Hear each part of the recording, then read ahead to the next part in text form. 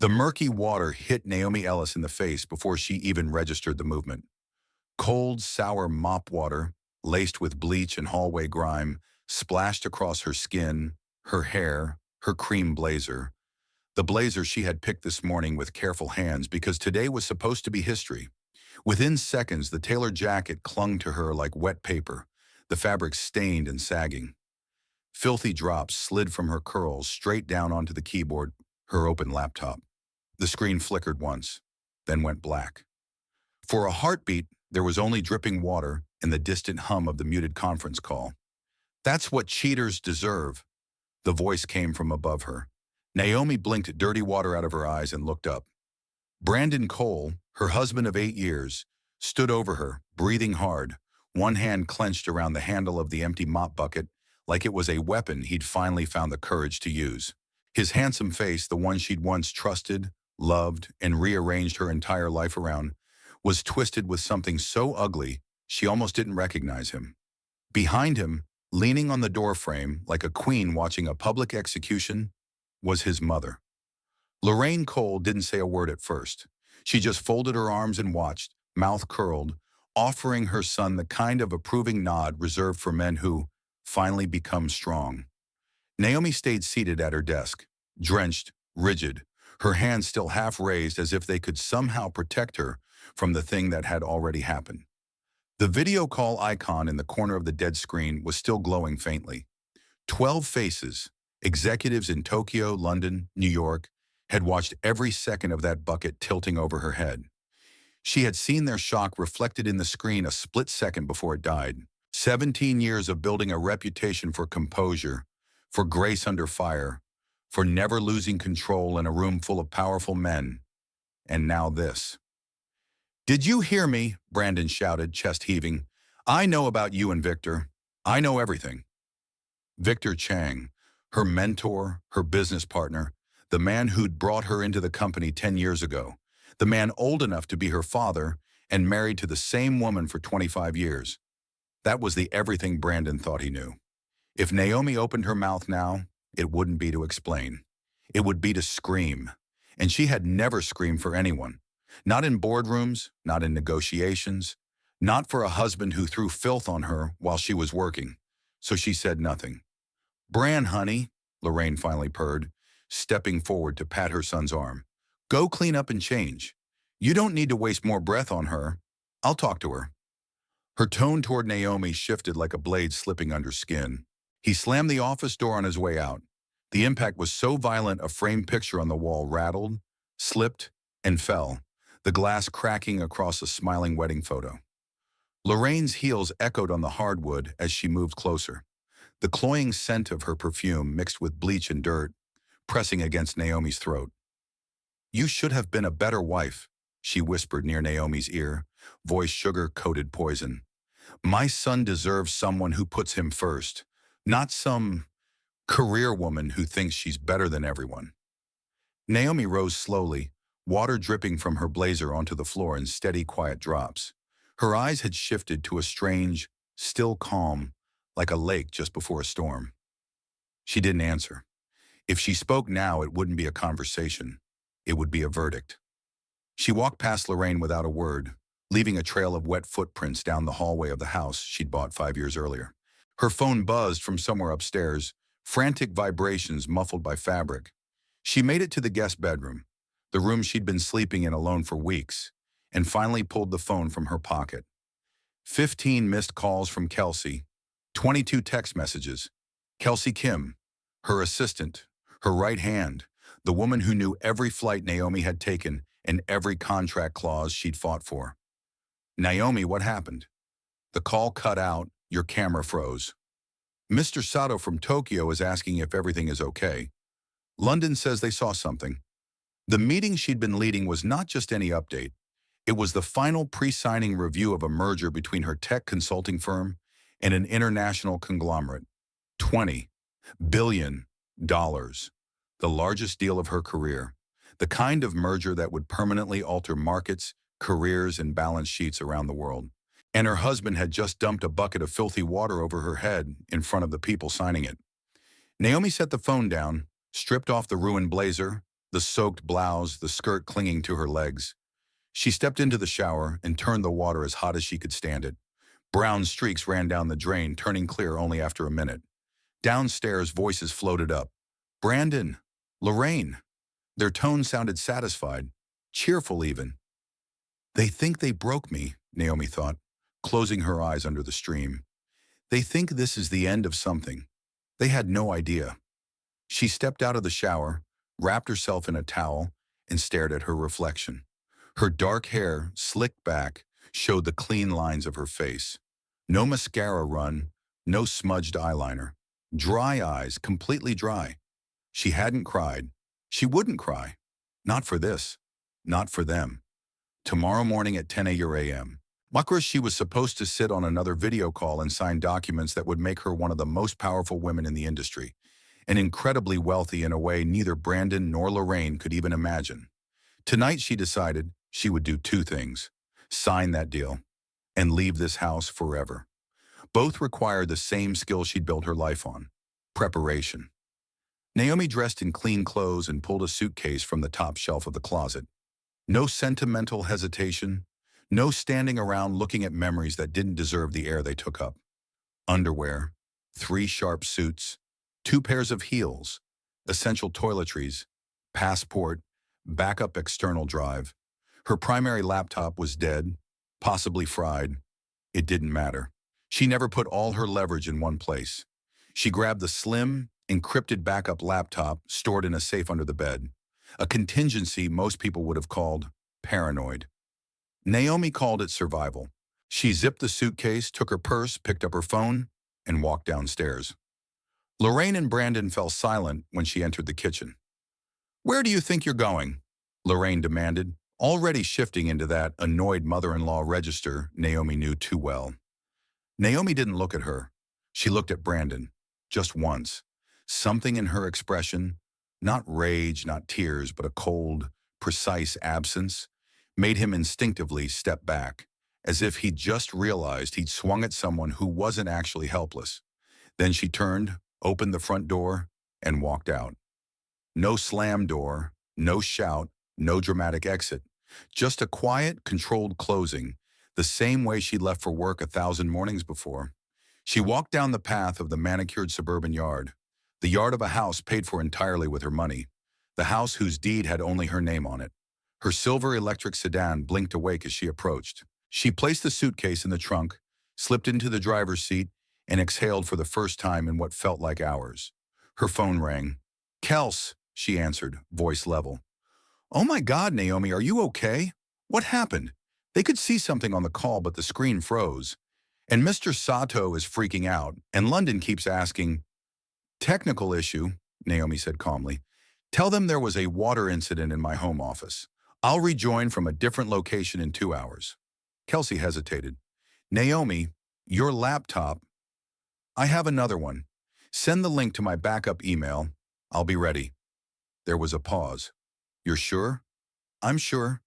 She ended the call, put the car in drive, and headed downtown. 20 minutes later, Naomi walked through the revolving doors of the most discreet 5-star hotel in the city.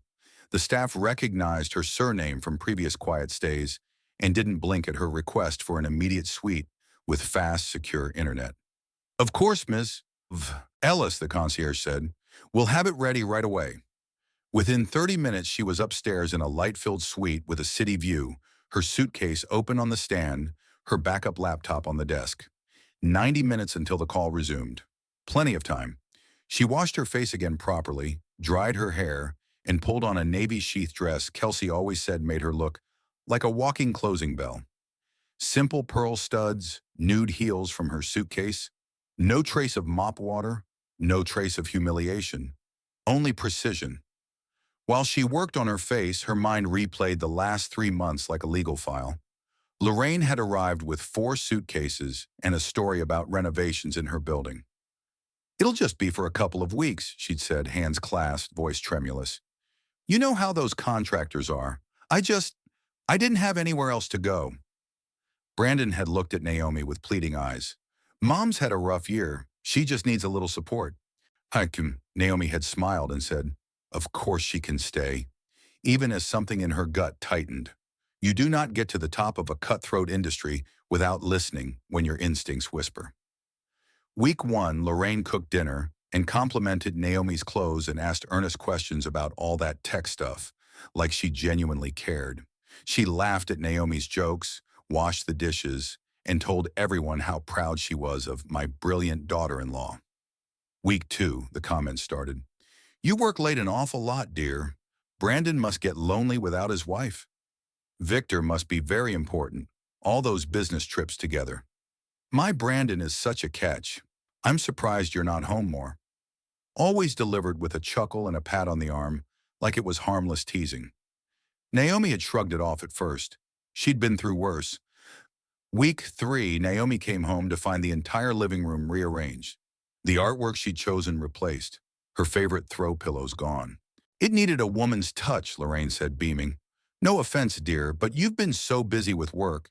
Someone had to make this house feel like a home. It was Naomi's house, purchased before the marriage, renovated to her exact taste, paid for by the company she helped build. She'd swallowed the irritation. It was furniture, not worth a fight. Then the office door started being left slightly ajar when Naomi was sure she'd closed it. Files on her desk were just off by centimeters. The bottom drawer where she kept confidential drafts and deal notes seemed to stick like someone had opened it without knowing the trick. Oh, I was just looking for some tape, or a pen, or scissors, Lorraine would say with a light laugh whenever Naomi appeared in the doorway. Brandon had begun working from home more. To spend time with Mom, he'd said. But at some point the question started. You're traveling with Victor again? Late meetings. Always with him? Why does he text you at midnight? Naomi had tried explaining, again and again, that in a global deal covering multiple time zones, midnight for her was business hours for Tokyo. That Victor's wife had invited Naomi to their house more times than Brandon ever had. That 9 figures didn't negotiate themselves. But the more she explained, the colder Brandon's eyes became. Lorraine says you're distant, he'd murmured one night. She says you barely talk to me anymore. Naomi had looked up from her laptop, exhausted. I'm finalizing a merger that will change the lives of hundreds of employees. We've talked about this for months, Bran. You know what this is. I know you care more about Victor Chang and his company than you care about your own husband. And there it was, the line, the seed Lorraine had planted taking root. Lorraine had found a photo of Naomi and Victor laughing over lunch, cropped out the second lawyer at the table, left out the 5-hour void of contract review that had preceded that one moment of shared relief. She'd waved it under Brandon's nose like proof. She doesn't look at you like that anymore, Lorraine had whispered. Look at those texts. Look at those hotel charges. Open your eyes, son. Naomi had tried to show Brandon emails, itineraries, separate hotel floors, room numbers. He'd barely glanced at them. Cheaters always have explanations, he'd said flatly. That was the night she moved into the guest room. That was the night Lorraine smiled like a woman who just won. Naomi had stayed, for the same reason so many strong women stay in bad situations longer than they should, because she thought she could outwork it, that if she got through the deal, if she could just land this merger, there would be time to fix everything else. She'd been wrong about that. She hadn't been wrong about the merger. At 1:58 p.m., Naomi sat in the hotel desk chair, laptop open, posture straight, heart rate finally steady. She clicked the conference link Kelsey had resent. 12 faces appeared in crisp high definition. Ms. Ellis, said Kenji Sato from Tokyo, each word careful. We were concerned about the interruption earlier. I apologize, Naomi replied smoothly. There was an unexpected water issue in my home office.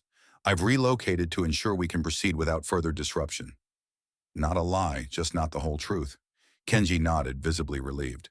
The London and New York executives relaxed almost visibly.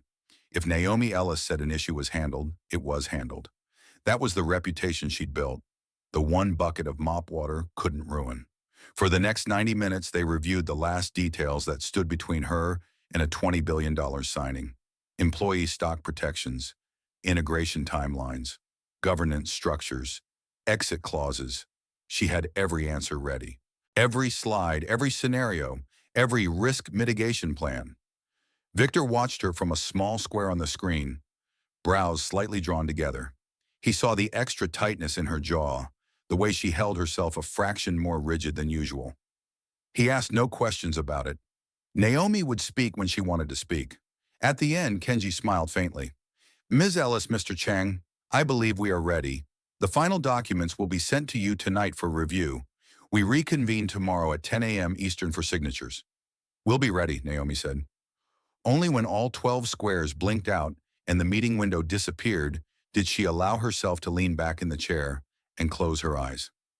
30 seconds. That was all she gave herself to breathe. Then she opened them and reached for her phone. She called 5 people in a row. Her accountant, to confirm that every account in her name only was untouched and secure. Her financial advisor, to begin untangling joint investments and redirecting them. A divorce attorney whose name she'd quietly bookmarked 6 months ago after Lorraine's third joke about Brandon finding someone more appropriate. Her insurance agent, to remove Brandon from her policies immediately, and the home security company, instructing them to give her full access to 3 months of camera footage and to lock Brandon out of the account. By the time midnight rolled over the skyline, Naomi's room service dinner sat barely touched on the tray. Her laptop, however, was full of notes, files, and a new folder labeled Ellis v. Cole, Evidence. She still hadn't cried. Down in the suburbs, in the house Naomi owned and would soon control completely, Brandon and Lorraine sat on the sofa she'd chosen, drinking red wine from a bottle she'd bought, congratulating themselves on finally putting her in her place. Maybe now she'll understand what she threw away, Lorraine said with smug satisfaction. Maybe now she'll stop acting like she's too good for us, Brandon added, swirling wine he didn't earn. They had no idea that while they laughed, Naomi had already begun quietly, ruthlessly cutting them out of every part of her life. Legally, financially, strategically. They thought the bucket was the beginning of their victory. For Naomi, it was simply the moment she stopped trying to save a marriage and started documenting its end. Naomi woke at 6 a.m. in the hotel suite, the city still blue and quiet outside the windows. For a moment, her body followed old muscle memory. Check calendar, think about breakfast with Brandon. Wonder if Lorraine would be in the kitchen rearranging spices she didn't buy. Then her brain caught up. She was alone. She was free. And in 4 hours, she was about to close a $20 billion deal. She showered, put on a deep green suit from her suitcase, the one Kelsey said made her look like she came to buy the building, not rent a floor, and ordered breakfast she barely tasted. Her inbox was full. Final draft contracts, emails from international legal teams, a dozen congratulations in advance messages from people who had heard whispers. She ignored them all except the documents. Every clause was familiar. She'd lived with these contracts for months. Employee equity preservation, non-compete carve-outs for staff, integration timelines, governance rules that made sure she and Victor weren't just being bought, but stepping into a position of strategic power. Her phone buzzed. Kelsey, link is live. Everyone's already in the lobby waiting. Naomi, be there in 2. At 10 a.m. sharp, she joined the call from the same hotel desk where she'd planned her exit hours earlier. Victor was already in his square, tie slightly askew, smile tight with excitement. You ready? He asked quietly, audio still muted to everyone else. I've never been more ready for anything, Naomi replied. For 90 minutes, the lawyers and executives did what lawyers and executives do best. Picked at language, confirmed wiring instructions, double-checked the tax structuring, ran through contingency plans for market shocks. Naomi answered questions before they were fully formed. She'd been living in these numbers too long not to. At exactly 11:31 a.m., Kenji Sato leaned back and said, if there are no further reservations, we proceed to signatures. No one raised a hand. Naomi clicked into the signature field and typed her name. Naomi Elise Ellis. Victor followed. Then one by one, the Tokyo, London, and New York representatives signed, the system chiming softly with each completed signature. When the last chime faded, Kenji smiled. Congratulations, Miss Ellis. Congratulations, Mr. Chang. As of this moment, the Chang Ellis Group is officially part of Shinsei Global Holdings. There it was.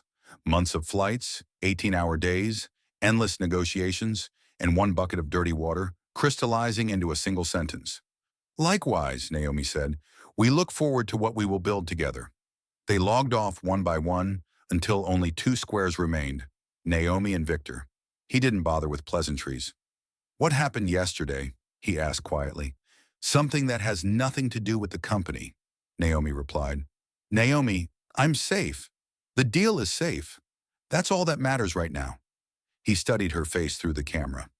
10 years of partnership had taught him the textures of her moods. Today there was something new, not just determination, but a settled clarity, like a woman who'd already made the hardest decision and come out the other side. When you're ready to talk, you know where I am, he said. Catherine's already planning a celebration dinner. No pressure, but you're expected. Somewhere deep in her chest, beneath the numbness and anger, a small warmth flickered.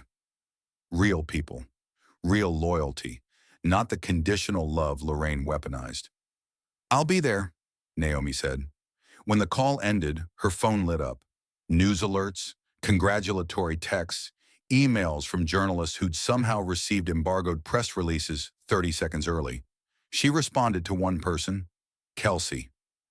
We did it, Kelsey wrote, followed by 3 crying emojis and a champagne bottle.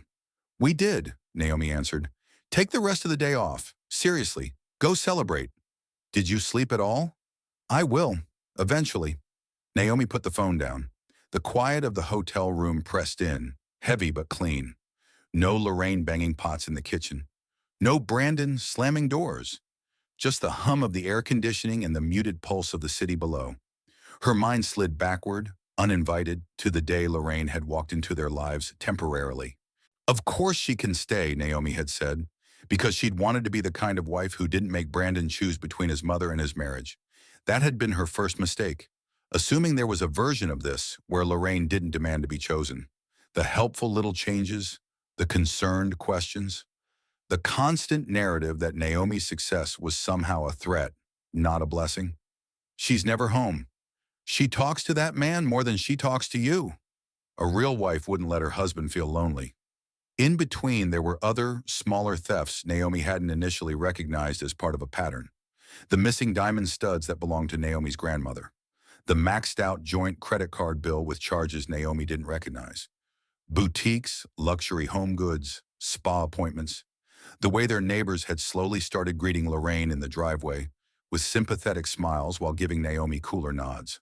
She tells them, you're never home, Kelsey had said once after running into one of the neighbors at a local coffee shop. That Brandon is practically abandoned. Naomi had laughed it off at the time. Let the woman have her drama, she'd said, eyes glued to her laptop. Now, sitting in this quiet suite, she saw it clearly. Lorraine hadn't moved in to be helped. She'd moved in to conquer, and she had found in Brandon the perfect soft spot to push. Insecurity he'd never fully confronted. Naomi had always been comfortable with ambition, hers and others. Brandon said he was proud of her, but there were moments she'd caught something else in his eyes when she talked about new clients, new deals. Something like resentment. Lorraine had fed that resentment like a stray animal until it grew teeth. Naomi's phone buzzed again, pulling her back to the present. It was an unknown number. Ms. Ellis, this is Thomas Reed, a smooth male voice said when she picked up. Kelsey passed along your message. I understand you'd like to discuss a divorce and related matters.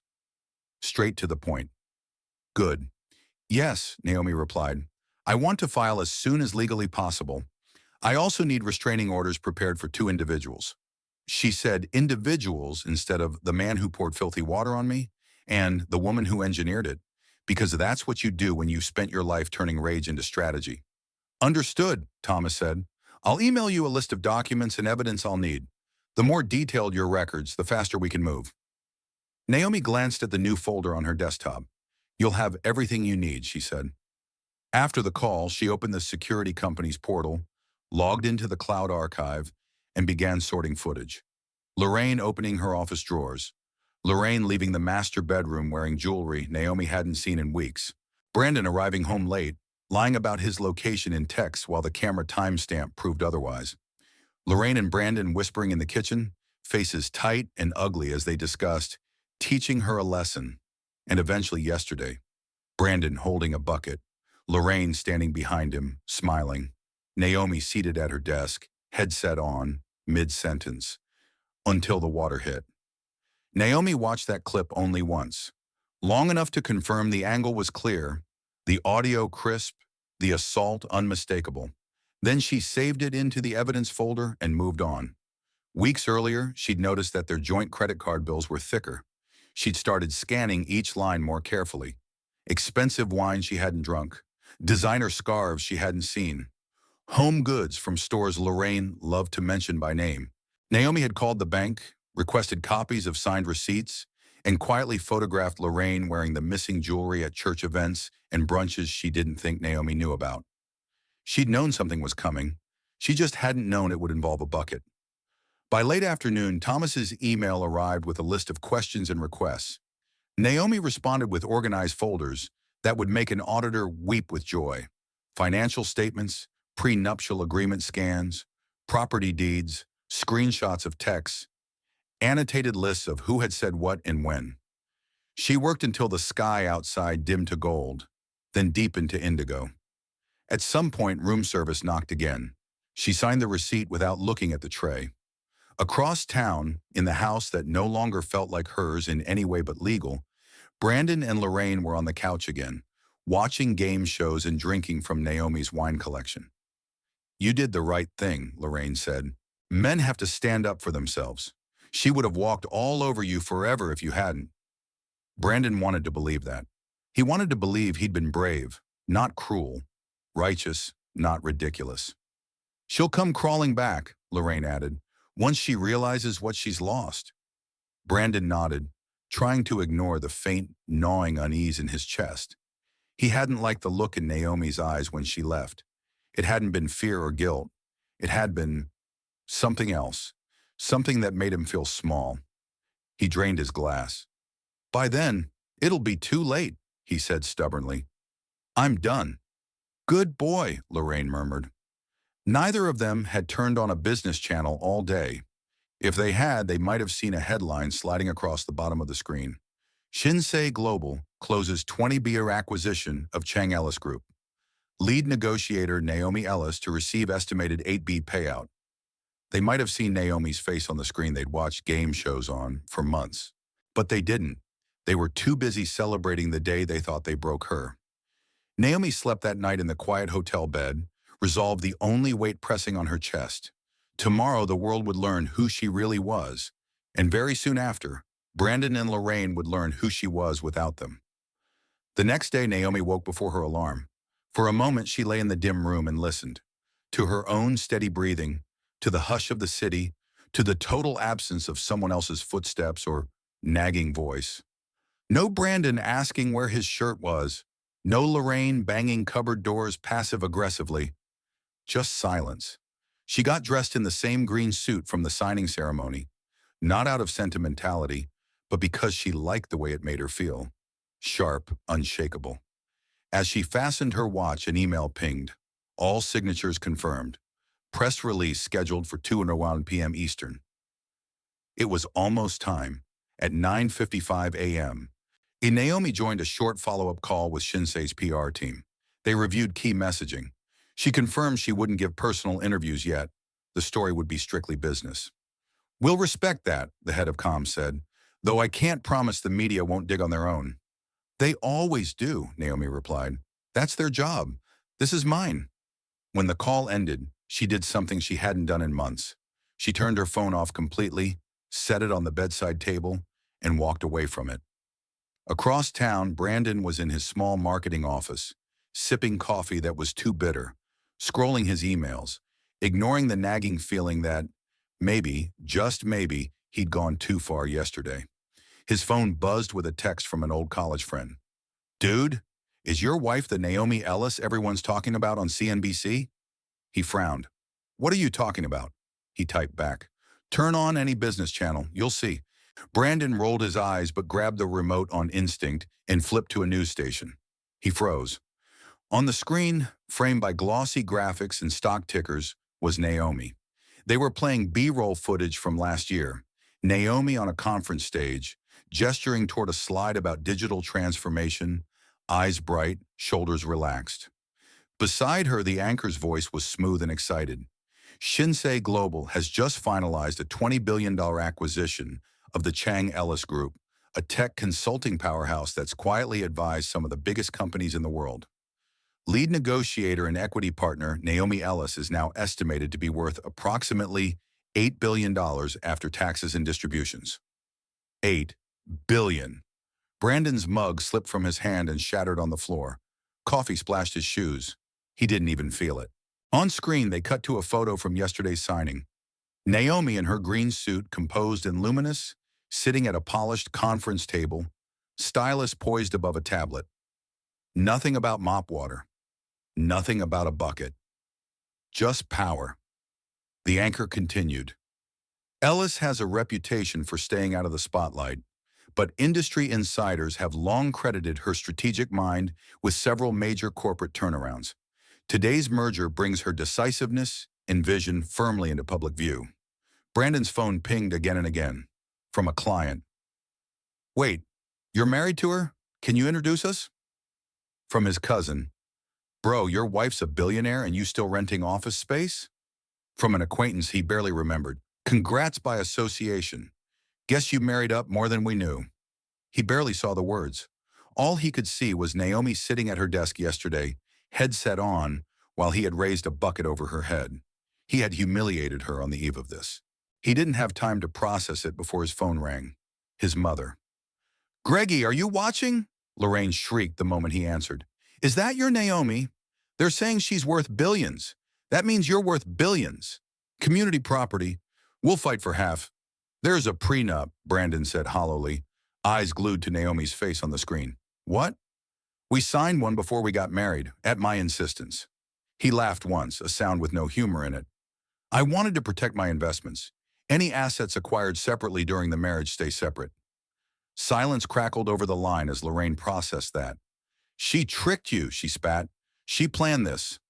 "She didn't trick me," Brandon replied, voice rising. "I insisted on it. I told her I wanted to keep everything clean. She could have said no. She didn't." "Then she knew," Lorraine hissed. "She knew she'd be rich, and she kept it all for herself. You're still her husband. We'll fight this." "We?" There was a knock at his office door. A man in a courier uniform stood there, holding a thick manila envelope. "Gregory Cole?" the man asked. Brandon nodded numbly. "Sign here, please." He signed, shut the door, and stared at the envelope as if it might explode. For a second, he considered not opening it, as if the not knowing would somehow freeze the world where it was, where Naomi was the quiet, overworked wife he resented, but still vaguely believed he controlled. Then he tore it open. On top was a letterhead that made his stomach drop. Law Offices of Thomas Reed. The first sentence stole what little breath he had left.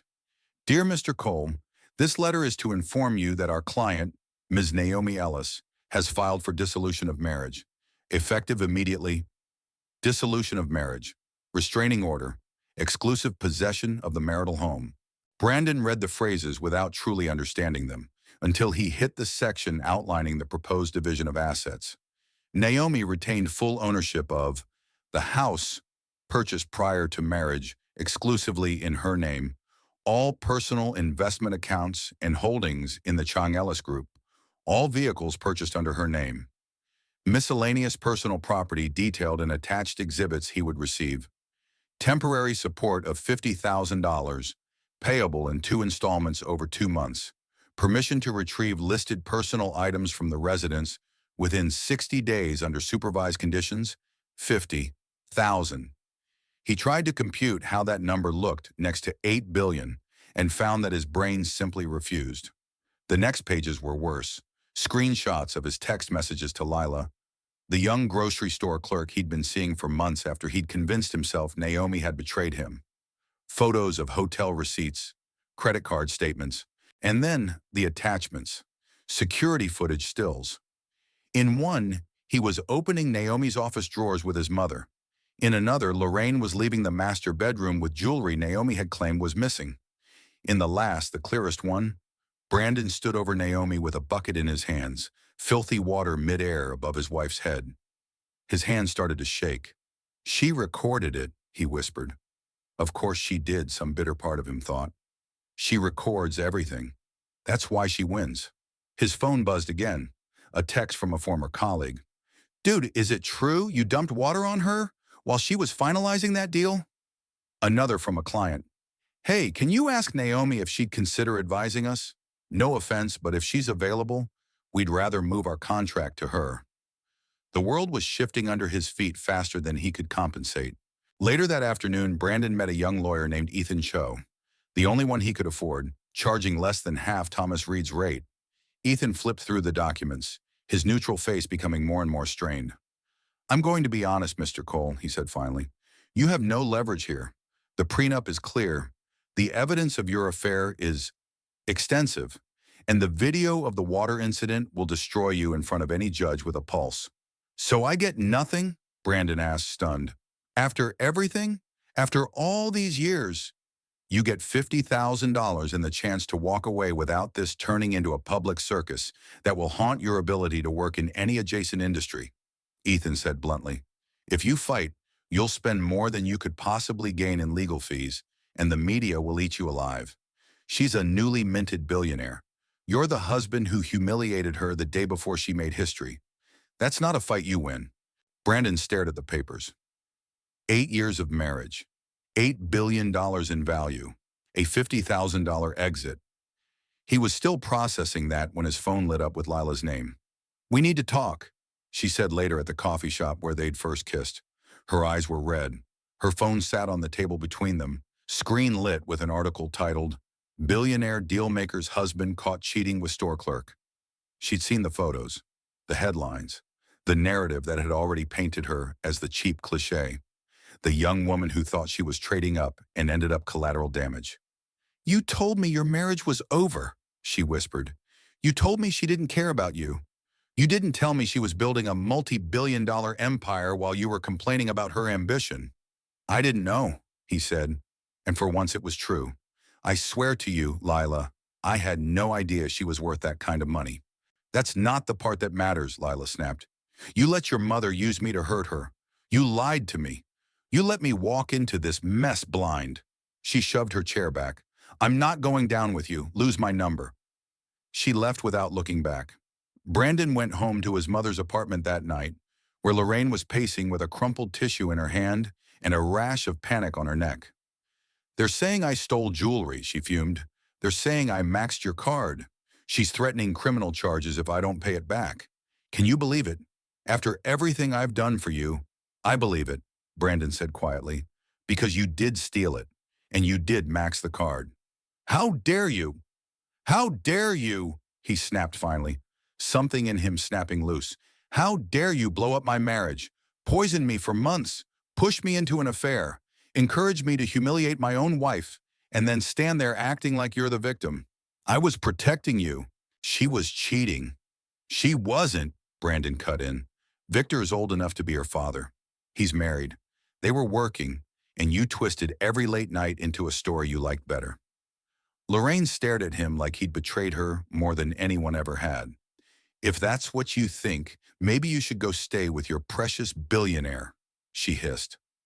Brandon looked around at the cramped apartment, at the stack of unpaid bills on the table, at the woman who had taught him from childhood that every bad thing was always someone else's fault.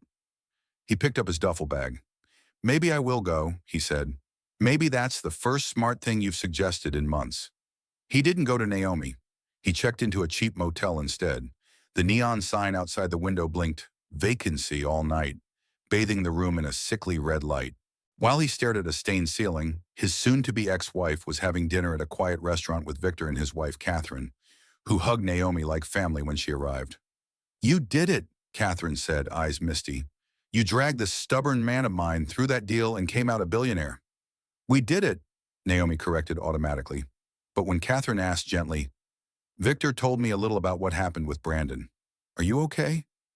Naomi didn't dodge this time. I am now, she said simply. And for the first time since Lorraine had rolled her suitcases into their foyer, she realized it was true. She was okay. More than that, she was free. 30 days after Brandon was served, he signed the divorce papers in Ethan's office with a hand that wouldn't quite stop shaking. It's done, the young lawyer said, sliding the documents into a folder. The court will finalize everything in a few weeks. Brandon nodded and left without a word. He drove to the house one last time to collect the items he was allowed to take. Clothes, personal mementos, old books, his golf clubs. Nothing of real value. Nothing Naomi cared about.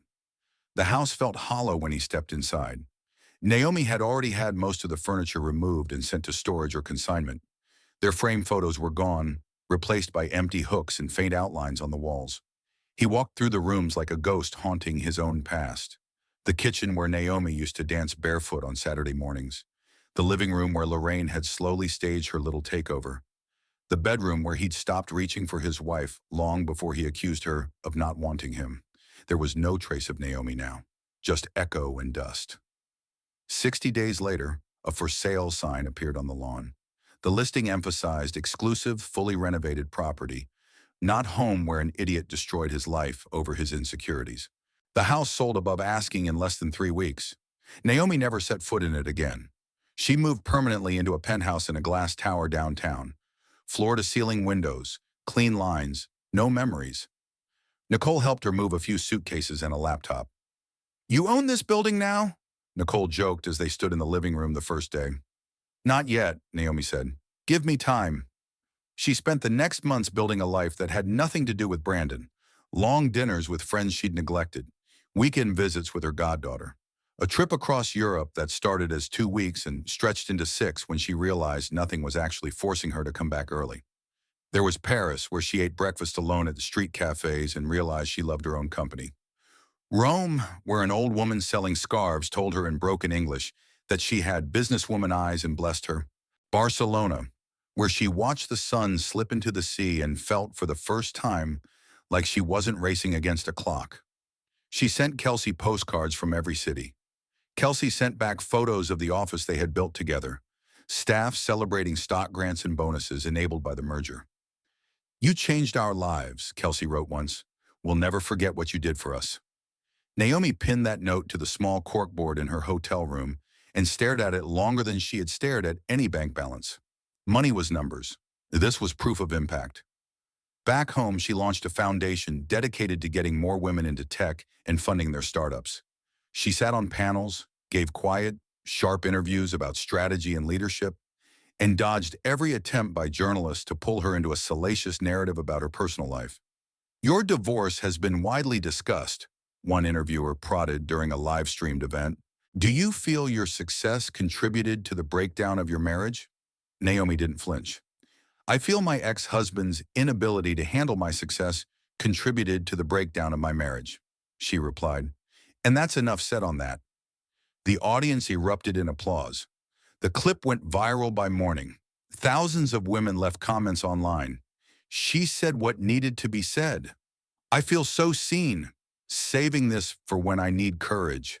Brandon watched that clip on his phone in a motel room that smelled of stale cigarettes and cleaning chemicals. His consulting business had bled clients one by one, most of them quietly shifting toward Naomi's orbit or simply unwilling to be associated with the man who'd publicly humiliated her on camera. By month 4, he'd closed the office and let his assistant go. He was down to 2 clients who paid late and argued over every invoice. His $50,000 settlement had dwindled to $29,000, then $17,000, then $8,000. His credit cards were maxed. His mother's criminal case for jewelry theft ended in probation, community service, and a payment plan she had no realistic way to honor. She called him constantly. "You have to help me," she'd wail. "This is all because of that woman. She turned you against me, she—" Brandon stopped answering. One night, staring at the cracked motel ceiling, he pulled up Naomi's contact. He wanted to call, to say, "I'm sorry," to say, "You were right and I was small," to say, "I ruined us because I let someone else define your worth for me." He didn't call. What could he possibly say that would matter to a woman who'd built an empire while he threw tantrums? He deleted her number instead. A year passed. Naomi's face appeared on the cover of magazines with headlines like "The Quiet Architect of Billion-Dollar Deals" and "The Woman Who Walked Away and Then Built Her Own Empire." Saham. Her new firm, a fund backing women-led tech companies, was already closing its first investments. At night, she sometimes sat in her penthouse, lights off, staring at the city, thinking about the woman she'd been in that home office, the one who had sat still while mop water dripped from her eyelashes, determined not to scream. I'll never be her again, she thought, not with bitterness, but with a strange compassion. She understood now that you don't become the strongest version of yourself without first surviving the version that tolerated too much. One evening, she stepped onto a stage in a packed hotel ballroom as the keynote speaker at a leadership conference. 500 people filled the room, mostly women, notebooks and phones ready. Good evening, Naomi began. My name is Naomi Ellis. I'm here to talk to you about building the future you deserve. She could have opened with the merger, with the money, the headlines, the accolades. Instead, she told them about her first job out of college, about being the only woman in meetings, about being talked over and underestimated. She talked about mentors like Victor, who'd pulled chairs out for her at tables she hadn't known existed. And carefully, without naming names or dramatizing what the tabloids had already done to death, she talked about the moment she realized that her marriage would never be a place her ambition was safe. Sometimes, she said, voice steady, the people who say they love you the most are the ones who feel most threatened by your growth. And you have to decide, will you shrink so they stay comfortable? Or will you grow anyway and risk losing them? That isn't an easy choice, but I'm standing here because I chose me. The crowd was silent for a beat, then the applause rolled over her like a wave. Some women were crying openly. Others nodded with tight jaws, clearly replaying their own versions of that choice. Naomi smiled, not because she enjoyed reliving the pain, but because she could feel in a very real way that her story had just opened a door in someone else's mind. What she didn't know, at least not yet, was that at the very back of the ballroom, a man in a black catering jacket was carrying a tray of water glasses, trying to disappear into the wallpaper. Brandon. The consulting business was gone. The motel room was now a cramped studio he shared with a roommate who snored. The job with the catering company wasn't glamorous, but it was work. He'd told himself that it was temporary, that he'd land on his feet, that something would come through. But standing there in that too-tight jacket, sweat prickling under the collar, listening to his ex-wife speak words that made strangers stand and cheer, he finally understood. Some consequences weren't temporary. They were permanent. He did his job, circling with the tray, making sure glasses stayed full and tables stayed orderly. He tried not to listen, but her voice cut through everything. The clink of cutlery, the murmur of conversation, the rush of dishwashers behind the scenes. When people rose for a standing ovation at the end, Brandon slipped behind a pillar, heart pounding, half hoping, half dreading she might look his way. She didn't. After the speech, the ballroom transformed into a networking reception. Naomi was surrounded immediately. People lined up to shake her hand, ask for advice, pitch ideas. She gave them her full attention, one by one. Brandon's supervisor appeared at his elbow. Table 7 wants water with lemon, she said impatiently, and don't hover by the walls. The clients notice. He grabbed a pitcher, added lemon slices to a glass, and started making rounds. Excuse me, a young organizer said, stopping him with a polite smile. Can we get a water with lemon for Miss Ellis, please? When you have a chance? Brandon's spine went cold. He looked across the room. Naomi was there, alone for a moment by a tall cocktail table, scrolling through her phone. Her green dress tonight was different than the one she'd worn at the signing, but the effect was the same. Composed, impossible to ignore. Brandon walked toward her, glass in trembling hand. He felt every step in his knees. Your water, he said quietly when he reached her. She looked up. For a heartbeat, time folded in on itself. He saw flashes overlaid. Naomi at their kitchen table laughing in sweatpants. Naomi at her desk drenched in dirty water. Naomi now, eyes clear, skin luminous under the ballroom lights. She regarded him with no visible surprise. The event organizers had sent her the staff list that morning. She'd seen his name. Their eyes met. Once, cleanly. Brandon opened his mouth. He began. Naomi, She took the glass from his hand with a small nod. Thank you, she said.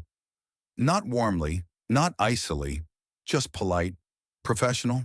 The way she'd speak to any stranger whose job it was to refill her drink. Then she turned to greet a woman approaching with a notebook and a hopeful look, already offering her hand.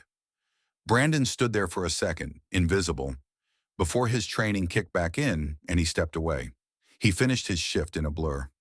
Hours later, he changed out of his uniform in the staff restroom, avoiding his own reflection. On the drive back to his apartment, the weight of what had happened finally settled. She hadn't yelled. She hadn't accused. She hadn't thrown his past in his face. She'd done something far worse. She'd treated him like he didn't matter, like he never had. Meanwhile, Naomi rode the elevator back to her suite, heels dangling from one hand, the other wrapped around a bottle of wine and a handwritten thank you note from the organizers. Her phone pinged with texts. Victor, brilliant speech. Investors are buzzing. Kelsey, proud of you, boss. Moikanana and Belle, her goddaughter, who had apparently watched the live stream with her mom. You're a superhero. When I'm big, I want to be like you. In the hush of the suite, she poured herself a glass of wine and stepped to the window. The city lights glittered below. She thought briefly of the moment Brandon had handed her the water. She had expected something. Anger. Satisfaction. Some kind of emotional flare. What she'd felt instead was nothing. As if she'd seen an old classmate in passing from a life she'd grown out of completely. That's when you know you've healed, she murmured to herself. When the person who broke you no longer has the power to move you at all. Her phone buzzed again. A message relayed through Nicole from an unknown number. The first line gave away the sender. Naomi, it's Brandon. I know I have no right to say anything. I just want you to know I'm sorry. You deserved better. You deserved everything. Naomi read the whole thing once. Then she deleted it.